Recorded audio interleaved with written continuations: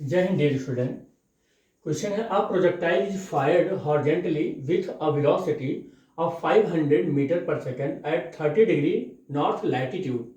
Calculate the horizontal component of Coriolis acceleration and the consequent deflection of the projectile as hits a target 500 meter away. Also find the vertical displacement of the bullet due to the gravity. कह रहा है कि एक bullet को project किया गया, अर्थ है कि जिस पॉइंट से प्रोजेक्ट किया गया है वो पॉइंट है 30 डिग्री नॉर्थ लैटिट्यूड और जो स्पीड है बुलेट की वो 500 मीटर पर सेकेंड है। कह रहा है फिर फाइंड करो कि कैलकुलेट करो कि हॉरिजॉन्टल कंपोनेंट में कोरियोलिस एक्सेलरेशन क्या होगा। बेटे जो आपको फार्मूला मालूम है वो फार्मूला आपको दो तरीके से मालूम है। वो फार्मूला आपको हॉरिजॉन्टल और वर्टिकल दोनों मालूम है। तो कोरियोलिस फोर्स इन हॉरिजॉन्टल आपको कितना मालूम है? कोरियोलिस फोर्स इन हॉरिजॉन्टल आपको कितना मालूम है? 2m omega vz sine phi j, ये आपको मालूम है, और -2m omega v y sine phi और यूनिट वेक्टर k, ये आपको मालूम है। ये आपको हॉरिजॉन्टल कंपोनेंट मालूम है किसी कोरियोलिस फोर्स का, और वर्टिकल कंपोनेंट क्या आपको मालूम है? Fv is equal to -2m omega vz cos phi और i। यहां पर j i k इसी पर ध्यान देना होगा। ये अगर आपका अर्थ है और ये इस तरीके से यहां पर अर्थ का ये है हॉरिजॉन्टल प्लेन, ये हॉरिजॉन्टल प्लेन है और ये है आपका इक्वेटर। तो यहां पर जब हम कोई एक पार्टिकल लेते हैं और उस पार्टिकल का नाम है P, तो ये इक्वेटर के साथ लैम्डा एंगल बना रहा है, या हम सपोज कर लेते हैं कि फाई एंगल बना रहा है। यहां मैंने फाई लिख दिया है तो फाई ही ले लेते हैं, फाई एंगल बना रहा है। तो हमने कहा था कि वर्टिकल जो है ये है जो सरफेस पर एकदम परपेंडिकुलर होगा, अर्थ के सरफेस के परपेंडिकुलर, जिसको मैंने कहा था कि ये कौन सा डायरेक्शन है? ये एक्स डायरेक्शन है, और एक्स डायरेक्शन है तो इसका यूनिट वेक्टर आई ले लेंगे। फिर हमने कहा कि जो आपका नॉर्थ है वो कुछ इस तरीके से लेंगे, जिसको ग्रीन कलर से बना रहे हैं, और नॉर्थ को हमें क्या करना है कि जेड डायरेक्शन मेंशन कर लेना है कि ये जेड डायरेक्शन है, ये जेड डायरेक्शन है, दिख रहा है जेड डायरेक्शन है, और जेड डायरेक्शन में जो यूनिट वेक्टर है वो के है। अब बच रहा है आपका ईस्ट, और ईस्ट कुछ इस तरीके से लेंगे, कलर ही चेंज कर लेते हैं। ये ईस्ट है, ये ईस्ट है, और ईस्ट का मतलब है कि हम इसे वाई डायरेक्शन मान लें, क्योंकि वाई ही तो बचा है ये, और इधर यूनिट वेक्टर हम क्या मान ले रहे हैं? जे मान ले रहे हैं, तो आई जे के। अच्छा, ये सब एक दूसरे से 90 डिग्री पर है बेटे, ये सब एक दूसरे से 90 डिग्री पर है। मैं आपको दिखा भी दे रहा हूं, डिमॉन्स्ट्रेशन में दिखा रहा हूं। ये है, ये आपका ईस्ट है, ये ब्लैक वाला ईस्ट है, ये व्हाइट वाला आपका नॉर्थ है, और ये आपका क्या है? वर्टिकल है। आप इक्वेटर पर हैं, तो इक्वेटर पर कोई आदमी खड़ा होगा तो ऐसे ही खड़ा होगा, ये इस तरीके से। देखिए आप इक्वेटर पर हैं, आप किसी सरफेस के इक्वेटर पर हैं। भाई आप खड़े होंगे तो ऐसे थोड़े नहीं खड़े होंगे, आप तो ऐसे ही खड़े होंगे ना। तो ये आप सरफेस के परपेंडिकुलर इक्वेटर पर आप ऐसे खड़े हुए हैं, ये ईस्ट है। और नॉर्थ देखिए, नॉर्थ पीछे की ओर है, तो अगर 3 डायमेंशनल बॉडी है तो ऐसे ही तो दिखाएंगे कुछ कि ये आपका वर्टिकल है, वर्टिकल को ये दिखा दिया, ये ईस्ट वाला है तो मैंने इधर दिखा दिया। अब ये नॉर्थ वाला एकदम पीछे जा रहा है ऐसे, तो हमने ये नॉर्थ वाला ऐसे दिखा दिया, ये देखिए ऐसे नॉर्थ है। तो ये तो इक्वेटर पर हो गया। यहाँ पर बेसिकली ये जो पोजीशन बनाए हैं हम इक्वेटर से हटकर 30 डिग्री पर यहाँ कहीं पर हम दिखाए हुए हैं, यहाँ कहीं पर हम दिखाए हुए हैं, तभी ये एक्सिस ऑफ रोटेशन से कुछ एंगल पर है। ये एक्सिस ऑफ रोटेशन है, ये क्या है? एक्सिस ऑफ रोटेशन है, जिसका ओमेगा है, एक्सिस ऑफ रोटेशन ओमेगा है। और हमारा जो अर्थ है वो वेस्ट टू ईस्ट रोटेट करता है, यानी कि वेस्ट साउथ ईस्ट नॉर्थ ऐसे रोटेट करता रहता है, ऐसे रोटेट करता रहता है। इसी वजह से हमें सन जो है ऐसे भागते हुए दिखाई पड़ता है, यानी कि ईस्ट टू वेस्ट भागते हुए दिखाई पड़ता है, कुछ इस तरीके से होता है। तो यहां पर जो कह रहा है उसे हम देखते हैं क्या है। ये मेरा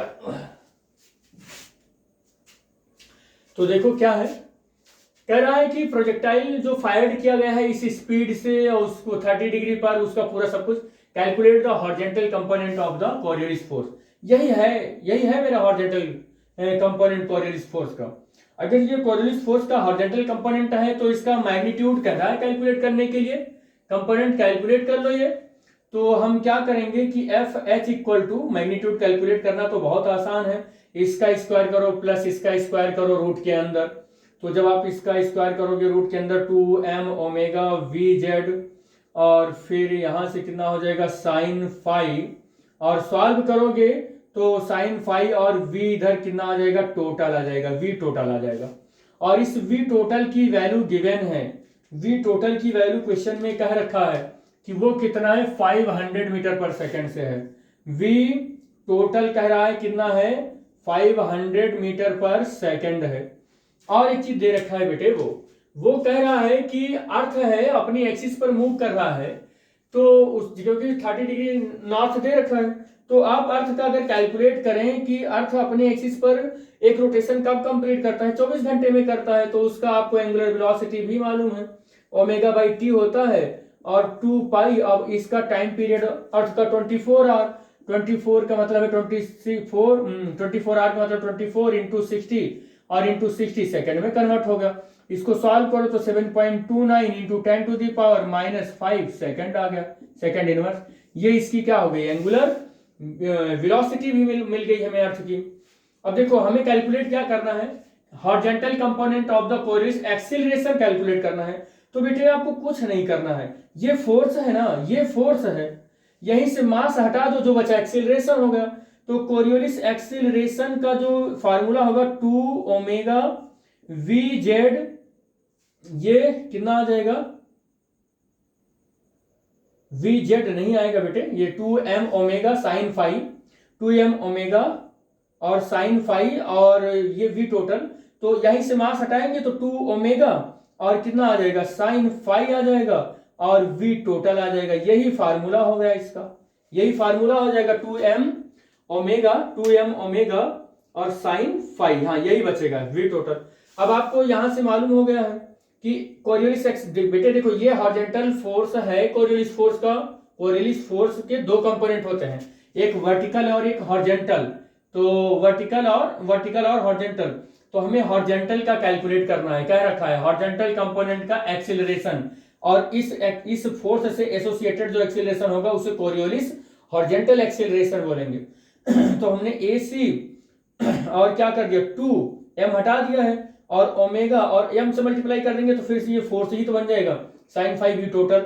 अब यहां पर आप वैल्यू रख लो, सॉल्व हो गया, वैल्यू रख लो, A C is equal to 2 हो गया, ओमेगा की value 7.29 into 10 to the power -5, और साइन फाई का मतलब हो गया 30 डिग्री कह रखा है ये, 30 डिग्री, और वी टोटल 500 बोल रखा है तो 500 रख देंगे। तो ए सी सॉल्व करो तो 2 into 7.29 into 10 to the power minus, ये 2 यहां से ले आओ तो -3 हो जाएगा, और इंटू 5 हो जाएगा, और साइन 30 की वैल्यू 1/2 से 1/2 कैंसिल हो जाएगा, और ये कितना हो जाएगा, 9 × 5 = 45, और 4 बच रहा है, और कितना हो जाएगा, 5 × 2 = 10 और 14, और 7 × 5 = 35 और 1 36 हो जाएगा, 2 अंक पे दशमलव लग जाएगा, 10⁻³ हो जाएगा, -3। ए सी इज इक्वल टू दिख रहा है ये, तो यहां से कितना हो जाएगा, हाँ इतना हो जाएगा। फिर आप सॉल्व कर लेंगे तो A C is equal to कितना आ जाएगा, A C is equal to I think ये